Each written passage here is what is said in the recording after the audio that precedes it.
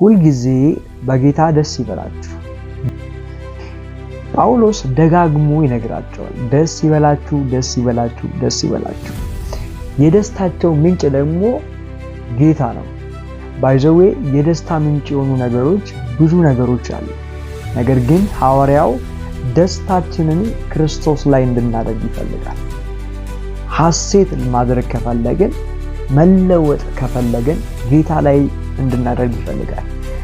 በጌታ ደግሞ ከመሬት ተነስተን አይደለም ዝም ብሎ ደስ የሚለን ጌታ የሚያስደስት ስለሆነ ነው። ብዙ ሰዎች አሉ ቢያወሩ የማያስደስቱ፣ ቢሰሩ የማያስደስቱ፣ ቢናገሩ የማያስደስቱ። ጌታ ግን የሚያስደስት ማንነት አለው ይለናል ጳውሎስ። ጌታ ግን የሚያረካ ማንነት አለው ይለናል። ጌታ ግን የሚወደድ ማንነት አለው። በጌታ ደስ ይበላችሁ። በጭንቀትና በፍርሃት በመናወጥ ውስጥ በሆነ ችግር ውስጥ ያላችሁ እህትና ወንድሞቼ መልእክት አለ። በጌታ ደስ ይበላችሁ። ሰላም የአባቴ ብሩካን፣ ጸጋና ሰላም ከሁላችሁ ጋር ይሁን። ዛሬ አዲስ መልእክት ይዤ ወደ እናንተ መጥቻለሁ። እስከ መጨረሻው ድረስ እንድትመለከቱትና ለብዙዎች ሼር እንድታረጉ ለዩቲዩቡ እንግዳ ከሆናችሁ ሰብስክራይብ በማድረግ ቤተሰብ እንድትሆኑ በጌታ ፍቅር እጠይቃችኋለሁ። የመልእክቴ ርዕስ በጌታ ደስ ይበላችሁ፣ ደግሜ እላለሁ በጌታ ደስ ይበላችሁ የሚል ነው። ፊልጵስዩስ ምዕራፍ 4 ቁጥር 4 ላይ ነው ይህንን ቃል የምናገኘው። ሐዋርያው ጳውሎስ በጌታ ደስ ይበላችሁ ብሎ ይጽፍላቸዋል ለፊልጵስዩስ ሰዎች። ሁል ጊዜ በጌታ ደስ ይበላችሁ፣ ደግሜ እላለሁ ደስ ይበላችሁ። ጳውሎስ ደጋግሞ ይነግራቸዋል። ደስ ይበላችሁ፣ ደስ ይበላችሁ፣ ደስ ይበላችሁ። የደስታቸው ምንጭ ደግሞ ጌታ ነው። ባይዘዌ የደስታ ምንጭ የሆኑ ነገሮች ብዙ ነገሮች አሉ። ነገር ግን ሐዋርያው ደስታችንን ክርስቶስ ላይ እንድናደርግ ይፈልጋል። ሐሴት ማድረግ ከፈለግን መለወጥ ከፈለግን ጌታ ላይ እንድናደርግ ይፈልጋል። በጌታ ደግሞ ከመሬት ተነስተን አይደለም ዝም ብሎ ደስ የሚለን ጌታ የሚያስደስት ስለሆነ ነው። ብዙ ሰዎች አሉ ቢያወሩ የማያስደስቱ፣ ቢሰሩ የማያስደስቱ፣ ቢናገሩ የማያስደስቱ። ጌታ ግን የሚያስደስት ማንነት አለው ይለናል ጳውሎስ። ጌታ ግን የሚያረካ ማንነት አለው ይለናል። ጌታ ግን የሚወደድ ማንነት አለው። በጌታ ደስ ይበላችሁ። በጭንቀትና በፍርሃት በመናወጥ ውስጥ በሆነ ችግር ውስጥ ያላችሁ እህትና ወንድሞቼ መልእክት አለኝ። በጌታ ደስ ይበላችሁ። በጌታ ያለው ደስታ፣ በጌታ የሚገኘው ደስታ በዓለም የምታገኙት፣ ከወንድ ከሴት የምታገኙት፣ በብር በወርቅ የምታገኙት፣ ከመብል ከመጠጥ ከመልበስ የምታገኙት አይደለም። ከዚህ ያለፈ ነው በጌታ የሆነ ደስታ። ብዙ ሰዎች እዚህ ምድር ላይ ይኖራሉ፣ ይሞታሉ። አብዛኞቻቸው በፍርሃት በጭንቀት ኖሮ ነው የሚያልፉት። ሐዋርያው ጳውሎስ ግን ከነኚህ ሰዎች ሁሉ ለይቶን ይነግራል። ሁል ጊዜ በጌታ ደስ ይበላችሁ ይበላችሁ የተባሉት ማህበረሰቦች በክርስቶስ አምነው የክርስቶስ አካል የሆኑ ማንነታቸው ከክርስቶስ ኢየሱስ ጋር የተሰፋ ነው። አማኝ እስከሆንክ ድረስ የደስታ ምንጭ ሊሆን የሚገባው ክርስቶስ ኢየሱስ ብቻ ነው። ክርስቶስ ኢየሱስ ብቻ ነው። ይሄ ማለት ኢየሱስ ደስ የሚያሰኝ ማንነት አለው። ኢየሱስ የሚያረካ ማንነት አለው።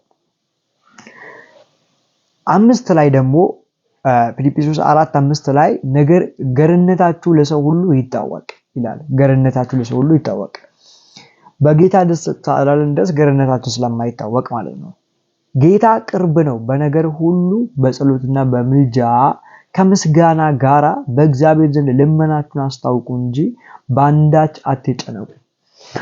ብዙ የሚጨነቁ ሰዎች ካያችሁ ምክንያታቸው ብዙ ነው።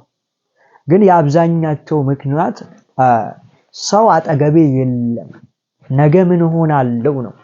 ወይም ደግሞ ጭንቀት ከአንድ ነገር ወይም ከሁለት ነገር ሊመጣ ይችላል። አንደኛው ነገ ምን ይፈጠራል ብሎ ከማሰብ፣ ነገ ምን ይመጣል ምን ይፈጠርብኝ ይሆናል ብሎ ከማሰብ ብዙ ጭንቀት ውስጥ ልንገባ እንችላለን። ለዚህ መልሱ አንድ ነው። ጌታ ቅርብ ነው። በምን? በነገር ሁሉ። ይሄ ማለት እኛን የሚያስጨንቁ ነገሮች አሉ። በእነዚህ ነገሮች ሁሉ ጌታ ቅርብ ነው። አንቺን የሚያስጨንቅ ነገር እንዳለ እንደዛው አንቺን የሚያስፈራ ያለ ነገር እንደዛው እንዳለ ሆኖ ነገር ግን ከነገርሽ የቀረበ ከጉዳይሽ የቀረበ ከንቆቅልሾሽ የቀረበ ከድካምሽ ሁሉ የቀረበ ላንቺ ቅርብ የሆነ ላንቺ የሚያስብ አንቺን ሊያስደስት የሚችል አንቺን ካለሽበት ጭንቀት ሊያወጣ የሚችል አንተን ካለበት ጭንቀት ሊያወጣ የሚችል ጌታ ቅርብ ነው ይለናል። ጌታ ቅርብ ነው። እንደነገርኳችሁ ጭንቀት ከአንድ ነገር ይመጣል። ምናልባት ነገ ምን ሆናለሁ፣ ምን ይፈጠራል። ሁለተኛው አጠገቤ ሰው የለም፣ ሁሉም ርቀውኛል፣ አባቴ ርቆኛል፣ እናቴ ርቃኛለች፣ ቤተሰብ ርቆኛል፣ ሀገር ርቆኛል፣ ምድር ርቆኛል፣ በቃ ርቆኛል የሚሉ ነገሮች ሊሆን ይችላሉ። ጌታ ግን ቅርብ ነው። ጌታ በነገር ሁሉ ነው። በነገር ሁሉ ነገሮቻችሁ ምን ታል ተበላሽተዋል፣ ምን ታል ውስብስብ ሆነዋል፣ ምን ታል እያስጨነቋችሁ ነው። በዛ ነገሮቻችሁ ላይ ጌታ ቅርብ ነው። ባስጨነቀሽ ነገር ላይ፣ ባስፈራሽ ነገር ላይ፣ ባስፈራክ ነገር ላይ፣ ልብን በጭንቀት በሞላው ጉዳይ ላይ ጌታ ቅርብ ነው። ጌታ በነገር ሁሉ ቅርብ ነው። ጌታ ቅርብ ነው። ባንዳች ምን አትበሉ፣ አትጨነቁ። በነገር ሁሉ አለና ባንዳች አለ። በነገር ሁሉ ጌታ ቅርብ ነው። ነገር ግን ላንጨነቅ የሚገባው በአንድም ነገር ልንጨነቅ አይገባም። ጌታ በነገር ሁሉ ቅርብ ነው። እኛ ግን ልንጨነቅ አይገባም። ከጭንቀት ሩቅ ነን፣ ለጌታ ቅርብ ነን። ኢየሱስ ጌታ ነው። ጌታ ለኛ ቅርብ ነው። ምን ለማድረግ? እኛን ከጭንቀት ለማራቅ። ጌታ እኛን የቀረበን ከጭንቀት ሊያርቀን፣ ወደ ህይወት ሊያቀርበን፣ በመስቀሉና በእሱ የተገኘውን ድል በዛ ድል ሊያመላልሰን፣ በጭንቀት ላይ ድልን እንድንጎናጸፍ ሊያደርገን። እንኳን ጭንቀት ላይ ሞት ላይ እናንተ አሸናፊ ናችሁ። እንኳን ጭንቀት ላይ እንኳን ባለው ሁኔታ ነገር ላይ እንኳን በምድራዊ ህይወት ውስብስብ በሆነ ነገር በሞት ላይ እንኳን ያለውን ድል በክርስቶስ አገኝታችኋል። በክርስቶስ ተገናጽፏችኋል። ነገ ምን ይሆናል እንዳትሉ፣ ነገ ስለሚሆነው ነገር አትጨነቁ። ስለዚህ ደስታ፣ ጭንቀት ይላል። ከዛ ደግሞ ዝቅ ብሎ ሰላም ብሎ ይነገረናል ጳውሎስ። ሶስት ነገር አለ፣ ደስታ፣ ጭንቀት፣ ሰላም።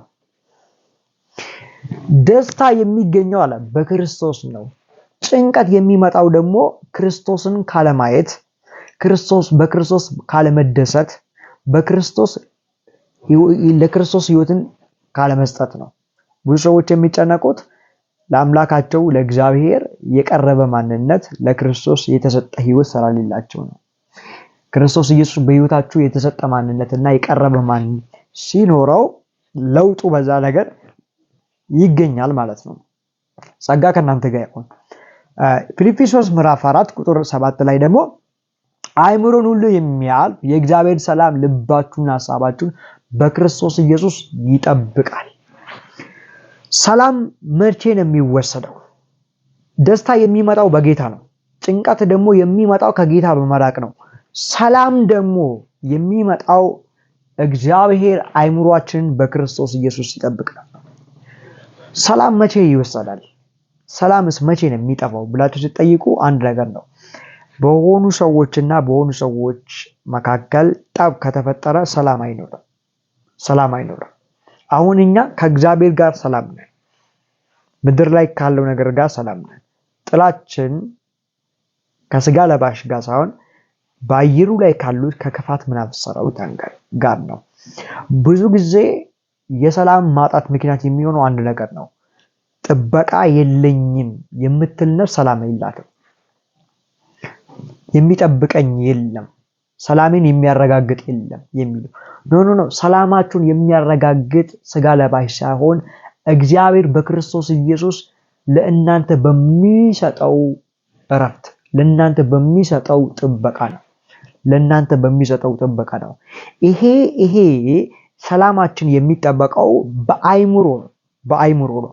ለምን? አይምሮ የጦር አውድማ ስለሆነ ሰይጣን አይምሮአችንን ከመታ ሰላማችን ሊያናጋ ይችላል። ሰላማችን እንዳይናጋ በክርስቶስ ኢየሱስ እግዚአብሔር አይምሮን ሁሉ በሚያልፍ ሰላም ልባችንና ሐሳባችን በሙሉ ይጠብቃል። የምንጠበቅበትን ሰላም፣ ከእግዚአብሔር ጋር ሰላም የሆንበትን እውነት በአይምሮአችሁ ውስጥ በመንፈስ ቅዱስ እግዚአብሔር ያፈሰዋል። በጌታ ደስ ይበላችሁ። አይምሮ የሚያልፍ ሰላም አላችሁ። በጌታ ደስ ይበላችሁ። ከጭንቀታችሁ በላይ ጌታ ለእናንተ ቅርብ ነው። ወንድሞቼ በዚህ እውነት እንድትጽናኑ ይህንን ቃል በድጋሚ እንድታነቡትና እንድታጠኑት በጌታ ፍቅር አበረታታችኋለሁ። አያችሁ፣ አይምሮን የሚያልፍ የእግዚአብሔር ሰላም ጥበቃ አለ። ጥበቃ እስካለ ድረስ ሰላም ሊሰማ ይችላል። ሰው ብዙ ንብረት ካለው፣ ብዙ ሀብት ካለው፣ ብዙ ግንቦችን ገንብቶ ብዙ ጠባቂዎችን አስቀምጦ ሰላሙን ሊጠብቅ ይፈልጋል። የኛ ሰላም ግን በዛ አይጠበቅም። ሰላም የሚጠበቅ ነው በማ በክርስቶስ። እናንተ ሰላማችሁን ልትጠብቁ አትችሉም። ሰላማችሁን ሊጠብቅ የሚችለው በክርስቶስ ኢየሱስ እግዚአብሔር ነው። የሰላማችሁን ምንጭ፣ የሰላማችሁን ጌታ እንድታጣጥሙት በጌታ ፍቅር አሳስባችኋለሁ። እስከ መጨረሻው ስለተመለከታችሁኝ በጣም አድርጌ አመሰግናለሁ። ጸጋና ሰላም ለእናንተ ይሁን በኢየሱስ ስም።